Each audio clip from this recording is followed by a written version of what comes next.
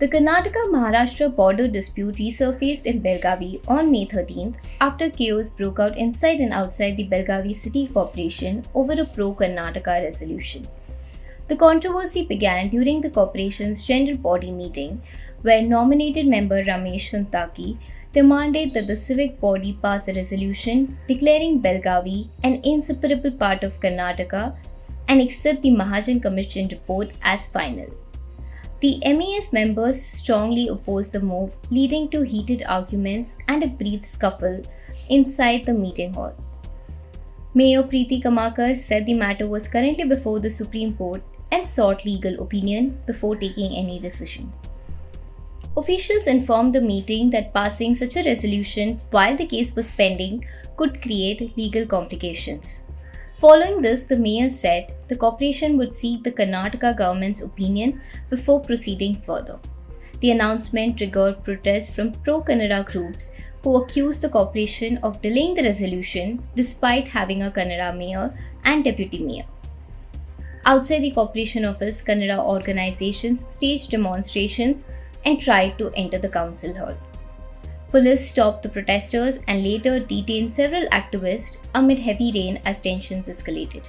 Pro-Kannada leaders also criticized BJP and Congress members for remaining silent during the issue and demanded immediate approval of the pro-Karnataka declaration. The Belgavi border dispute remains one of the longest-running interstate issues between Karnataka and Maharashtra and is currently pending before the Supreme Court. Belagavi ಕರ್ನಾಟಕದ ಅವಿಭಾಜ್ಯ ಅಂಗ ಅಂತ ಹೇಳಿ ಮೇರ್ಚಂದ್ ಮಹಾಜನ್ ವರದಿ ಆಯೋಗದ ಅವರು ವರದಿಯನ್ನು ಕೊಟ್ಟಿರುತ್ತಾರೆ ಕೇಂದ್ರ ಸರ್ಕಾರಕ್ಕೆ. ಹೀಗಾಗಿ ಅದನ್ನು ಕೂಡ ನಾವು ಕರ್ನಾಟಕ ಸರ್ಕಾರ ಆಗಲಿ ಕನ್ನಡಿಗರು ಒಪ್ಪಿಕೊಂಡಾಗಿದೆ. ಆದರೆ ಇವತ್ತು MAS ದವರಿಗೆ ಅದು ಮಹಾಜನ್ ವರದಿ ಅವ್ರಿಗೆ ಇಷ್ಟ ಇಲ್ಲ.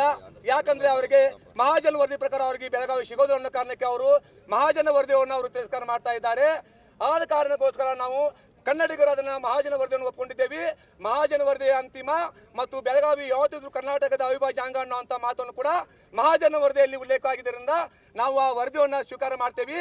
ಆದ ಕಾರಣ ಇವತ್ತು ನಮ್ಮ ಮಹಾನಗರ ಪಾಲಿಕೆಯಲ್ಲಿ ಇವತ್ತು ಸಾಮಾನ್ಯ ಸಭೆ ನಡೀತಾ ಇದೆ. ಆ ಸಾಮಾನ್ಯ ಸಭೆಯಲ್ಲಿ ಇವತ್ತು 58 ಸದಸ್ಯರ ಪೈಕಿ ಇವತ್ತು 35 ಜನ BJP ಅವರು ಇದ್ದಿದ್ದಾರೆ. ಇವತ್ತು ಕನ್ನಡಿಗರ ಮೆಜಾರಿಟಿ ಇದೆ. ಆ ಮೆಜಾರಿಟಿಯಲ್ಲಿ ಇವತ್ತು ಬೆಳಗಾವಿ ಕರ್ನಾಟಕದ ಅವಿಭಾಜ್ಯ ಅಂಗ ಮತ್ತು ಮಹಾಜನ ವರದಿ ಅಂತಿಮ ಅಂತವನ್ನ ಗೊತ್ತುಗಳನ್ನು ಅಂಗೀಕಾರ ಮಾಡಬೇಕಂತೇಳಿ ನಾವು ಎಲ್ಲ ನಮ್ಮ ಉಪಮಹಾಪೌರರು ಮತ್ತು ಮಹಾಪೌರಲ್ಲಿ ವಿನಂತಿ ಮಾಡ್ಕೊಳ್ತಾ ಇದ್ದೇವೆ. ಅವರು ಮಾತಾಡುವಂಥ ನಂಬಿಕೆ ವಿಶ್ವಾಸವನ್ನು ಕನ್ನಡಿಗರು ಇಟ್ಟಿದ್ದೇವೆ. ಅವರು ನಮಗೆ ಹೋದ ಮಾರ್ಚ್ನಲ್ಲಿ ನಾವು ಅವ್ರಿಗೆ ಮನವಿ ಮಾಡಿಕೊಂಡಿದ್ವಿ ಸಮಾನ ಮನಸ್ಕ ಕನ್ನಡಿಗರಿಂದ. ನಾವು ಇದನ್ನು ನೀವು ಮಹಾಜನ ವರದಿ ಅಂತಿಮ ಹಾಗೂ ಕರ್ನಾಟಕದ ಬೆಳಗಾವಿ ಅವಿಭಾಜ್ಯ ಅಂಗ ಅನ್ನುವಂಥ ಮಾತನ್ನು ನೀವು ಇದನ್ನು ಅಂಗೀಕಾರ ಮಾಡಬೇಕಂತ ಹೇಳಿದ್ವಿ. ಅವರು ನಮಗೆ ಸಮಯಾವಕಾಶವನ್ನು ಕೋರಿದ್ರು. ಮಾರ್ಚ್ 20 ಮನವಿ ಕೊಟ್ಟಿದ್ವಿ. ಆದರೂ ಹೋದ ತಿಂಗಳು ಅವರು ಅಂದರು ಈ ತಿಂಗಳ ಮಾಡೋಕ್ಕಾಗಲ್ಲ, ಮುಂದಿನ ತಿಂಗಳು ನಾವು ಖಂಡಿತವಾಗಿ ಮಾಡ್ತೇವೆ ಅನ್ನೋ ಮಾತನ್ನು ಹೇಳಿದ್ರು.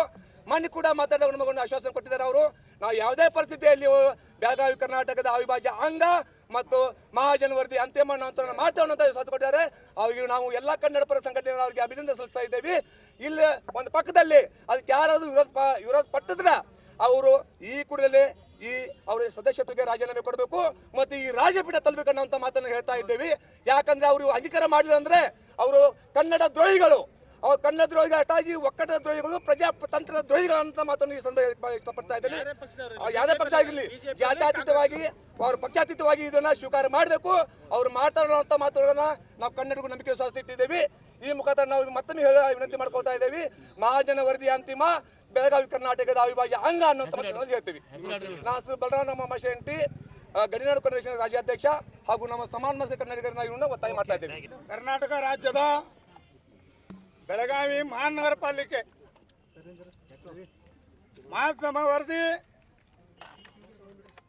ಆಗಲೇಬೇಕನ್ನುವಂಥ ಸುಮಾರು ವರ್ಷಾಂತರ ಹೋರಾಟ ನಡೆದಿದೆ. ಇವತ್ತು ಬೆಳಗಾವಿ ಮಹಾನಗರ ಪಾಲಿಕೆಯಲ್ಲಿ ಒಳಗಡೆ ಎಲ್ಲ ಕಾರ್ಪೊರೇಟರ್ಗಳು ಮತ್ತು ಸಂಬಂಧಪಟ್ಟ ಅಧಿಕಾರಿಗಳು ಒಳಗಡೆ ಸಭೆಯನ್ನು ನಡೀತಾ ಇದೆ. ಆ ಸಭೆಯಲ್ಲಿ ಮಹಾಧಮ ವರದಿ ಜಾರಿಗೆ ತರಲಿಲ್ಲ ಅಂದರೂ ಕೂಡ ನಿಮ್ಮನ್ನು ಒಬ್ಬರನ್ನು ಹೊರಗೆ ಬಿಡುವಂಥ ಅವಕಾಶ ಕೊಡೋದಿಲ್ಲ. ಇವತ್ತು ಇಷ್ಟ ಜನ ಬಂದೇವಂತ ತಿಳ್ಕೊಬೇಡಿ, ಸಾವಿರಾರು ಜನ ಇನ್ನು ಬರ್ತಾರ. ಮಹಾಜನ ವರದಿ ಆಗುವವರೆಗೆ ನಮ್ಮ ಹೋರಾಟ ಯಾವತ್ತೂ ನಿಂದಿರೋದಿಲ್ಲ. ಏನು ಮಾತು ಕೊಟ್ಟಿದ್ರಿ ಮೊನ್ನೆ ಮಹಾಜನ ವರದಿ ಪಾಸ್ ಮಾಡ್ತೇವೆ, ಮಹಾಜನ ವರದಿ ಜಾರಿಗೆ ತರ್ತೇವೆ. ಎಲ್ಲಿ ತಂದಿರಿ? ಯಾರು ಹೇಳಿದ್ರು? ಕರ್ನಾಟಕ ರಾಜ್ಯ ಸರ್ಕಾರ ನೇರವಾಗಿ ಹೇಳ್ತಾ ಇದ್ದೀವಿ ನಿಮಗೆ, ಇನ್ನು ಬರೋ ಚುನಾವಣೆಯಲ್ಲಿ ನಿಮ್ಮ ಪಾಠವನ್ನು ಕಲಿಸ್ಬೇಕಾಗ್ತಿದೆ. ಮಹಾಜನ ವರದಿ ಜಾರಿಗೆ ತರಲಿಲ್ಲ ಅಂದರೂ ಕೂಡ ಆಗುವವರಿಗೆ ಕರ್ನಾಟಕ ರಕ್ಷಣಾ ವೇದಿಕೆ ಇದ್ದಿದ್ದ ಉಳಿಕಿದ ಎಲ್ಲ ಕನ್ನಡ ಪರ ಸಂಘಟನೆ ಒಕ್ಕೂಟದ ಪರವಾಗಿ ಇವತ್ತಿಂದ ಹೋರಾಟ, ಮಹಾನಗರ ಪಾಲಿಕೆಗೆ ಮುತ್ತಿಗೆ ಹಾಕುವಂಥ ಹೋರಾಟವನ್ನು ಮಾಡ್ತಾ ಇದ್ದೀವಿ. ಮಹಾಜನ ವರದಿಯನ್ನು ಜಾರಿಗೆ ತರಲಿಲ್ಲ ಅಂದರೂ ಕೂಡ ಯಾರನ್ನು ಒಳಗಡೆ ಸಭೆ ಮಾಡ್ತಾ ಇದ್ದಾರಲ್ಲ ಅವ್ರಿಗೆ ಯಾರಿಗೂ ಹೊರಗೆ ಬಿಡೋದಿಲ್ಲ ಅಂತ ಈ ಹೋರಾಟ ನಡೆಸ್ತಾ ಇದ್ದೀವಿ.